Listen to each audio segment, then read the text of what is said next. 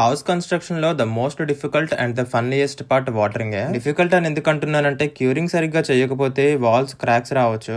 చాలా మంది గోడలకు బాగా వాటరింగ్ చేస్తారు, ఎందుకంటే అప్పుడు టైం ఉంటుంది. ప్లాస్టింగ్స్ కి వచ్చేటప్పటికి ప్లాస్టింగ్ అయిన సున్నా లేయడం, ఆ తర్వాత ఇంటీరియర్ వర్క్స్ వల్ల టైం అయితే ఉండదు. అలా అని వాటరింగ్ ఎక్కువ చేసినా గానీ స్టీల్ కరెక్ట్ గా చూస్ చేసుకోకపోతే వాటికి రస్ట్ పట్టే ఛాన్సెస్ ఎక్కువ ఉంటాయి. ఈ వీడియోలో చూస్తున్నారు కదా, ఎంత కేర్ఫుల్ గా చేసినా రాడ్స్ పై అయితే వాటరింగ్ పడుతుంది. కాబట్టి స్టీల్ కరోజివ్ రెసిస్టెంట్ చూస్ చేసుకోవడం చాలా ఇంపార్టెంట్ హౌస్ కన్స్ట్రక్షన్ లో. ఇనిషియల్ క్యూరింగ్ పీరియడ్ లోనే ఇంతలా రష్టపడుతున్నాయంటే ఇమాజిన్ 10 to 15 years లో ఇంకెలా ఉంటుందో. కాబట్టి మంచిగా ఇల్లు కట్టుకునే ఉద్దేశం ఉన్న వాళ్ళందరూ ఎవరైనా సరే సిఆర్ఎస్ ప్రాపర్టీస్ ఉన్న స్టీల్ నే యూజ్ చేయండి. మార్కెట్ లో చాలా రకాల స్టీల్ అయితే ఉన్నాయి, వాటన్నిటికీ కరోజివ్ రెసిస్టెంట్ ప్రాపర్టీస్ ఉంటాయని చెప్పి పైన కోటింగ్ వేసి అమ్మేస్తారు. చూడండి నా చేతికి ఎట్లా అంటుకుందో. నాకు తెలిసి మంచి బడ్జెట్ లో ఇప్పుడు కరోజివ్ రెసిస్టెంట్ ప్రాపర్టీస్ ఉన్న స్టీల్ ఏదైనా ఉంది అంటే కరెంట్ మార్కెట్ లో ఎంఎస్ లైఫ్ స్టీల్ అనేది ఒకటి బాగుంది ప్రెసెంట్. సో మన ఆంధ్ర తెలంగాణ ఈ కోస్టల్ ఏరియాలో ఎవరు కన్స్ట్రక్ట్ చేసినా గానీ గాలిలో మాయిశ్చర్ ఎక్కువ ఉంటది కాబట్టి రెస్ట్ పట్టడానికి హయ్యర్ ఛాన్సెస్ ఉంటాయి అనమాట. సో ఒక్కసారి రెస్ట్ పట్టిందంటే ఇంకా స్టీల్ వీక్ అయిపోతుంది. కాబట్టి స్టీల్ సెలెక్ట్ చేసుకునేటప్పుడు 1-2 సార్లు రీసెర్చ్ చేసి సెలెక్ట్ చేసుకోండి.